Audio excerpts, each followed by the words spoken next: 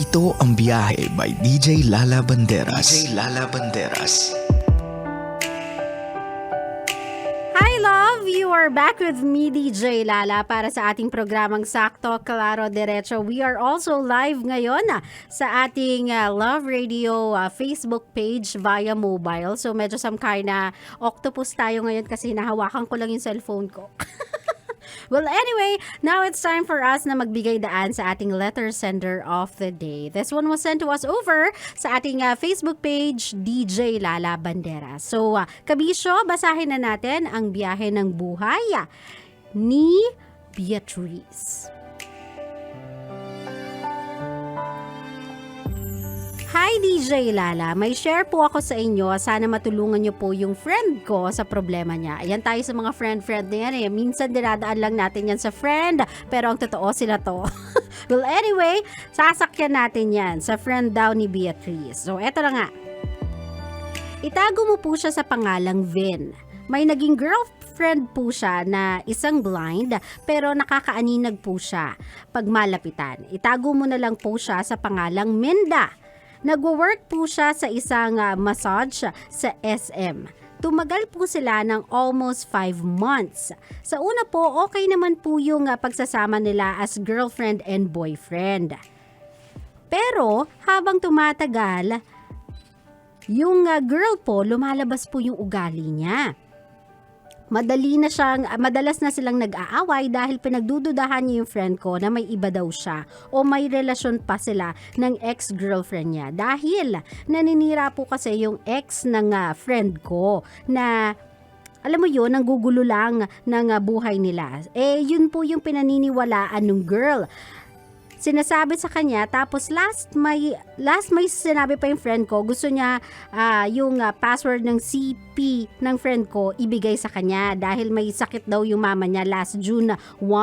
Nakipag-break si Minda sa friend ko at sabi niya, hinuhut-hutan lang daw ng friend ko siya dahil nagkautang si Vin sa kanya ng 8K. Kulang pa daw yung binigay niyang bag at ano pa po sa kanya paki-advise po friend ko, see you soon. Ang hirap basahin ng message na to. Kulang-kulang yung letra, kulang-kulang yung mga punctuation marks, pero push natin to. So, ang problema ng friend mo is a typical relationship problem kung saan ang kanyang girlfriend ay nagdududa sa kanya tapos ngayon nag-break na sila, so everything's a bit toxic. So, diretso na tayo sa issue nito. First and foremost siguro, I think it's a factor but I don't think na ito yung whole sabihin na natin, sentro, yung core ng problema nila. Pero, syempre, when you are with a deficiency, pag meron kang kapansanan, my love, you are a bit insecure. You are, sabihin na natin, a bit weary na may magmamahal sa'yo ng totoo, may magmamahal sa'yo ng tapat. Kasi nga, alam mo sa sarili mo na meron kang kapansanan, meron kang pagkukulang. So, maybe may pinagdadaan ng ganong insecurity tong girlfriend ng friend mo and itong friend mo is not helping dun sa situation ni girl. Kumbaga, dapat kasi kapag pumasok kayo sa isang relasyon, you also know what you're getting yourself into. 'Di ba? Dapat alam nyo kung anong klaseng relasyon yung pinapasok ninyo. And alam nyo yung issues ng partner ninyo just before you get into a relationship with them. So, siguro hindi na-address nito ni Vin yung problema ni Minda personally.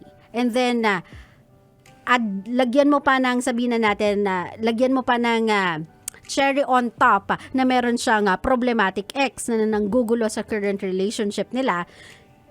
Hindi nakatulong yung situation na yon kay Minda. Yes, may mga red flags si Minda for being sabihin na natin, for being matabil yung dila, for being too frank, for being verbal sa nararamdaman niya. But love, what do you expect from a person na ayaw niyang tinatapakan yung pagkatao niya? What do you expect from a person who has to be strong and who has to be aggressive when it comes to her heart?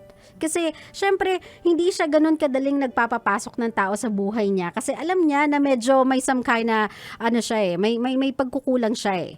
So, hindi madali sa kanyang i-open yung doors to someone with issues. Hindi madali para sa kanya i-open yung sarili niya to trust a person automatically.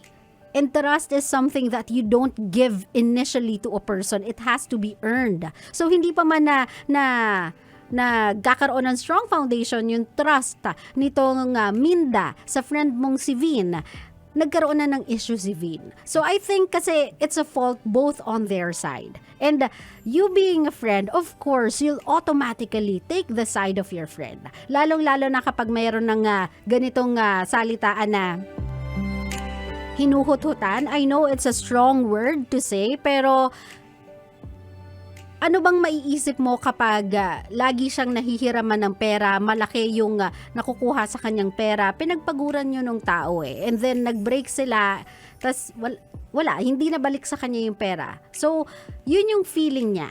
And you cannot argue with her na yun yung naramdaman niya. Kasi obviously, yun yung naiparamdam ng friend mo sa kanya. So, I get that you are trying to stand by your friend's side, pero meron din kasing pagkukulang si Vin. So, kung sasabihan ko si Vin siguro ganito, no?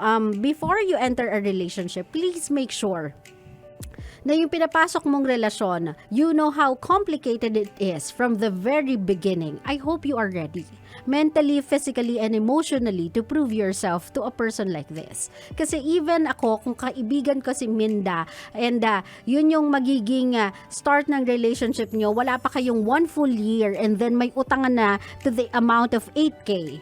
Of course, for my friend, being Minda, I'll feel differently about you. Na baka nga hinuhut-hutan mo lang yung kaibigan ko. Baka ang habol mo lang sa kaibigan ko ay yung pera niya. And you are taking advantage that she adores you, that she loves you, that she opened her doors to you. So Vin, next time you enter a relationship, before you do something drastic like money issues or finances na type of deal, I just hope na i-establish nyo muna yung tiwala sa isa't isa, na strong muna yung foundation ng relationship ninyo, na napatunayan mo na muna yung sarili mo. Kasi you have a lot of issues You have finances, financial issues, plus may issues ka pa sa ex mo. A girl can only take so much. So, hindi mo siya pwedeng sisihin na nag-breakdown siya kasi wala pa kayo sa 1-year mark at gano'n nakabongga yung issue ninyong dalawa na nanggagaling on your side. Naintindihan mo ko, Vin? So, right now, what I want you to do, since break na rin naman kayo, 1, I want you to fix your relationship with your ex. Tell her what's up with you, ano pang hinahabol natin, tapos na yung relationship natin. I don't know if clear sa'yo, but we're done. So, if hindi pa siya clear sa'yo, then let me tell you, we are done. So, stop bothering my current relationships just because you cannot get over me or just because you hate me. You can hate me all you want, pero wag na tayo mandamay ng mga inosenteng tao. Kasi may mga tao na could understand it, may mga tao na hindi. And not everybody is ready for eksena ng ex. And you are not helping. Deal with your ex, Vin, before ka mag-enter to yet another relationship. Second, when you owe someone money, you give the money back. I don't care if that person is your boyfriend, girlfriend, asawa man yan, basta ginamit mo yung salitang pahiram, quote-unquote, you have to give it back. Kasi ayaw mo namang masubok sa pera, di ba, my love? At alam naman natin yan when it comes to a relationship, ang malaking challenge or pagsubok na pwede mong ilagay in between them are money issues. So kung hindi pa ganun katindi yung foundation ng relationship ninyo, wag muna kayo mag-utangan. Lalong-lalo na hindi naman ganun kadali kitain yung 8K sa mga panahon ngayon Naiintindihan mo ko, Vin? So kung sinasabi mo na binigyan ko naman siya ng bag hindi naman yun yung hiniram mo 'di ba? Kung nanghiram ka ng bag, tas binalik mo sa kanya yung bag, quits kayo. Pero hindi Pero yung hiniram mo So, pero yung ibalik mo, my love. Naintindihan mo ko, Vin? So, it's not her fault if she is asking for the payment. Kasi that is her money. Hard-earned money. If you don't know how it feels like na magmasahe ng ibang tao, I suggest you try. Kasi ako nga, ginagawa ko lang yon for a few minutes with my dad, with my kuya, with my former partners. Ginagawa ko yun, hindi yet napapagod ako, di ba? Sa 15 minutes, ayoko na. What more sila, di ba? Minsan may nagbabayad sa kanila an hour or two para sa massage, and full massage yun, ha? Iba't ibang klase ng atake yun. May hard, may soft, may medium, may ganong klaseng mga massage yun. Di lang basta isang klaseng hagod yun. Marami pang klaseng hagod yun, my love. So it's not that easy na kitain yung 8K na pera. So I suggest you give value to that person's hard-earned money. You give it back to her. Ibigay mo yun sa kanya. Kung gusto mong isarado tong relationship ninyo on a very positive note, or at least man lang on a decent and civil way rather, ibalik mo whatever it is that you owe her. You apologize to her for whatever it is that you made her feel, for whatever troubles na dinala mo sa kanya, kasama ng issues mo with your ex, with the money and all, and then you close that book. You burn the bridge if you want to, and then move on. And don't go telling your friends na ikaw pa yung victim, kasi sa totoo lang, Vin, in my perspective, in my point of view, you are not the victim here. Pareho kayo may pagkakamali, yes, but there are a lot of issues on your end that you have to address before ka mag-point fingers na ang may kasalanan nito ay yung ex-girlfriend mo. Naintindihan mo ko, my love?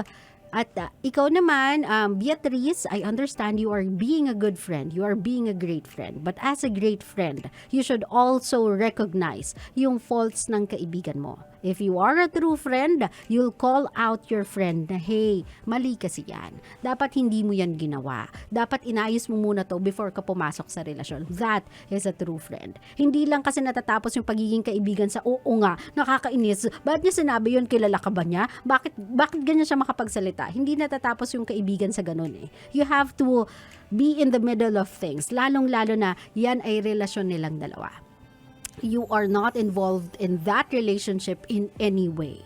So, just be there for Vin, pero correct his ways din para in the future, hindi na ulit mangyari to. Sabihin mo kay Vin, wag nang hihiram sa mga girlfriend niya kung sakasakali nang wala pa silang 1-year mark man lang, nang hindi pa strong yung foundation ng relationship nila. Naintindihan mo ko, Beatrice? Para hindi na to mangyari in the future. Klaro? Klaro. Sa mga kabisyo natin, lalong-lalo na kay Vin, I hope you understand na when it comes to relationship, you have to be more careful sa issue ng pera, sa issue ng hiraman. Kasi dyan talaga nag-uugat yung mga away na hindi maganda. Dyan lumalabas yung tunay na ugali ng tao. Kahit sino naman kasi magiging defensive kapag medyo samkay na nawawala na sila ng more than 5K. Kasi ako nga, mawalan na ako ng more than 2K, nagwawala na ako. So what more pa 8K, di ba? Ang issue ng 8K. Di ba? Sana po before tayo pumasok sa isang relationship, kilalanin muna natin yung tao, o di ba? Hindi yan sa nagbabago yung ugali. Ganun naman talaga eh. Hindi porket nakilala nyo siya ng ganito on the first day that you meet, ibig sabihin, yan na yan, masusustain na yan hanggang dulo. No. Things are gonna change. Kasi both of you will become comfortable sa relationship na yan, and both of you will show signs of your true nature.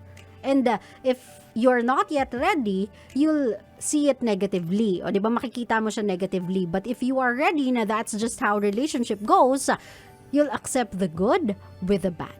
Klaro?